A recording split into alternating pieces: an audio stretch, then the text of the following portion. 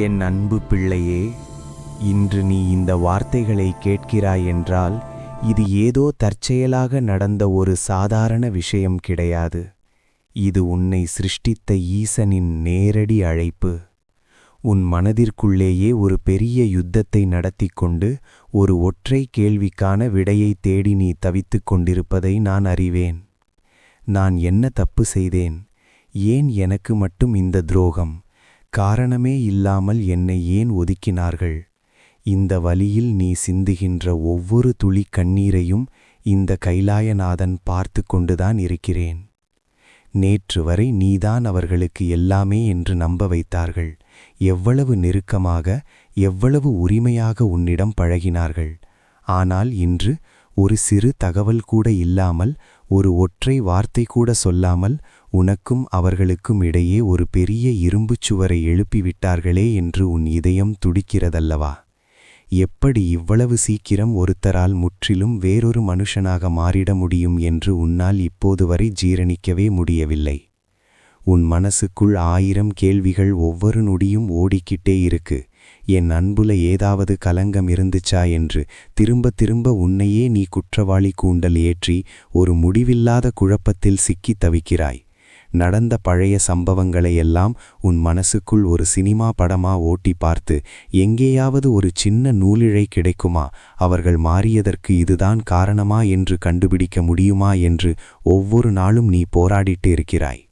அவர்கள் ஆன்லைனில் வருகிறார்களா, முகப்பு படம் மாறியிருக்கிறதா என்று உன் கண்கள் அவர்களையே சுற்றி சுற்றி வருவதும், ஒரு சின்ன சத்தம் கேட்டால் கூட அவர்களிடமிருந்துதான் வந்திருக்குமோ என்று உன் இதயம் ஒரு நிமிடம் வேகமாக துடிப்பதும் எனக்கு தெரியும். ஆனால் அங்கே அவர்கள் உன்னை முற்றிலும் தவிர்த்துவிட்டு தங்களுடைய அன்றாட வேலைகளில் ரொம்பவும் இயல்பாக இருப்பதை பார்த்து நீ இன்னும் உடைந்து போகிறாய். பிள்ளையே, ஒன்றை மட்டும் ஆழமாக புரிந்துகொள். அவர்கள் உன்னை ஒதுக்கவில்லை. உன் வாழ்க்கையில் அவர்களுக்கு இனி வேலை இல்லை என்பதால் நானே அவர்களை அப்புறப்படுத்தினேன். உன் தூய்மையான அன்பிற்கு தகுதியில்லாதவர்கள் உன் அருகில் இருந்தால் அது உன் வளர்ச்சிக்கும் உன் நிம்மதிக்கும் பெரும் தடையாகிவிடும். உனக்கு தெரியாத பல உண்மைகள் எனக்கு தெரியும். உனக்கு பின்னால் அவர்கள் விதைத்த நயவஞ்சகத்தையும் உன்னை வீழ்த்த அவர்கள் போட்ட திட்டங்களையும் நீ அறிய மாட்டாய். ஆனால் நான் அறிவேன். அதனால்தான் உன் பாதையிலிருந்து அந்த முட்களை நானே அப்புறப்படுத்தினேன். இந்த விலகல் உன்னை உடைக்க அல்ல, உன்னை உருவாக்கவே நடந்தது. இனி உன் வாழ்வில் எந்த ஒரு போலியான அன்பும் உன்னை நெருங்கவே முடியாது. உன் ஆழமான காயங்கள் எல்லாம் இப்போது உனக்கான மிகப்பெரிய ஞானமாக உருமாறியிருக்கிறது. யாரோ ஒருவருக்காக உன் வாழ்க்கையையே முடக்கி போட்டு விடாதே. நீ தேடுகின்ற அந்த அங்கீகாரம் மனிதர்களிடமிருந்து வரவேண்டியதில்லை, என்னிடமிருந்து வரவேண்டியது. நீ சிந்திய கண்ணீருக்கு பின்னால் ஒரு மாபெரும் அர்த்தம் இருக்கிறது. பாறையாக இருந்த உன்னை செதுக்கி ஒரு சிலையாக மாற்றவே இந்த சோதனைகளை நான் அனுமதித்தேன். உன்னை விட்டு போனவர்கள் உனக்கு சொந்தமானவர்கள் இல்லை. உனக்கு சொந்தமான எதையும் இந்த பிரபஞ்சத்தில் யாராலும் உன்னிடமிருந்து பறிக்க முடியாது. அது மனிதர்களாக இருந்தாலும் சரி, வாய்ப்புகளாக இருந்தாலும் சரி. உன் விதியில் எழுதப்பட்டவை உன்னை வந்து சேரும் வரை நான் ஓய மாட்டேன். ஆனால் அதற்கு முன்னால் நீ உன்னை பக்குவப்படுத்திக் கொள்ள வேண்டும். பழைய குப்பைகளை நீ அகற்றினால் மட்டுமே புதிய நன்மைகளை என்னால் உன் கைகளில் ஒப்படைக்க முடியும். பிள்ளையே, ஒரு நதி ஓடும்போது அதன் பாதையில் பல கற்கள் குறுக்கிடும். ஆனால் நதி அந்த கற்களை பார்த்து பயந்து நின்று விடுவதில்லை. அது தன் பாதையை மாற்றிக்கொண்டோ அல்லது அந்த கற்களை கடந்தோ தன் இலக்கான கடலை நோக்கி சென்று கொண்டே இருக்கும். அதேபோல் உன் வாழ்க்கையும் ஒரு பிரவாகம். இதில் வரும் மனிதர்கள் வந்து போகும் பயணிகள் மட்டுமே. உன்னோடு இறுதி வரை பயணிக்கப் போவது நீயும் உனக்குள் இருக்கும் நானும் தான். உன்னை யாரோ ஒருவன் நிராகரித்து விட்டான் என்பதற்காக உன் மதிப்பை குறைத்து கொள்ளாதே. ஒரு வைரம் மண்ணுக்குள் இருக்கும்போது யாருக்கும் அதன் மதிப்பு தெரியாது. ஆனால் அது பட்டை தீட்டப்படும் போதுதான் பிரகாசிக்கும். இப்போது நீ பட்டை தீட்டப்படும் நிலையில் இருக்கிறாய். இந்த வலி உன்னை ஒரு தேஜஸாக மாற்றும். உன் கடந்த காலத்தை எண்ணி வருந்துவதை நிறுத்து. நேற்று என்பது ஒரு இறந்த காலம், அதை யாராலும் மாற்ற முடியாது. நாளை என்பது ஒரு கனவு, அது உன் கையில் இல்லை.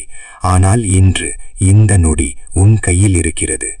இந்த நொடியில் நீ எதை செய்கிறாயோ அதுவே உன் எதிர்காலத்தை தீர்மானிக்கும். உன்னை ஒதுக்கியவர்கள் உன் உயர்வை பார்த்து வியக்கும்படி நீ உன் வாழ்க்கையை அமைத்துக் கொள்ள வேண்டும். அவர்கள் உன் வாழ்க்கையில் இருந்தபோது நீ எவ்வளவு நேரத்தை அவர்களுக்காக செலவிட்டாய். இப்போது அந்த நேரத்தை உனக்காக செலவிடு. உன்னுடைய திறமைகளை வளர்த்துக்கொள். உன்னுடைய லட்சியங்களை நோக்கி ஓடு. நீ எப்போது உன்னை நேசிக்க தொடங்குகிறாயோ அப்போதுதான் இந்த உலகம் உன்னை நேசிக்க தொடங்கும். பிள்ளையே, ஒரு தனிமை என்பது ஒரு சாபம் அல்ல, அது ஒரு வரம். தனிமையில் இருக்கும் போதுதான் நீ உன்னை பற்றி சிந்திக்க முடியும்.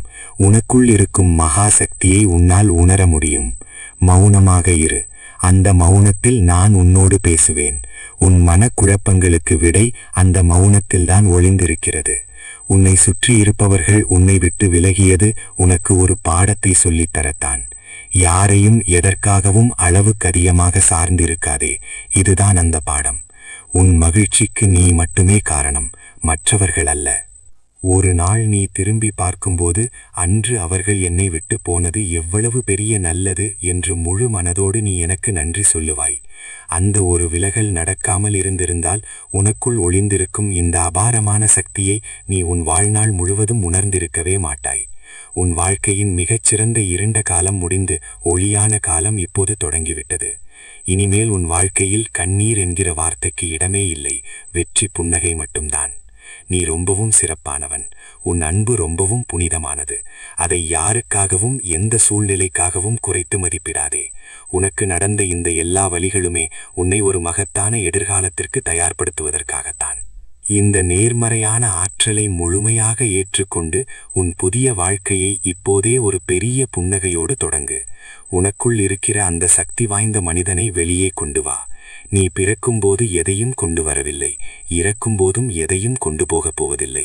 இடையில் இருக்கும் இந்த வாழ்க்கையில் எதற்காக இவ்வளவு கவலை? எல்லாவற்றையும் என்னிடம் விட்டுவிடு. உன் பாரத்தை நான் சுமக்கிறேன். நீ உன் பயணத்தை தொடங்கு. நீ வீழ்ந்த இடத்திலிருந்து எழுந்து நடக்கும்போது உன்னை சுற்றியுள்ள உலகம் உன்னை ஆச்சரியத்துடன் பார்க்கும். உன் வெற்றி உனக்காக பேசும்.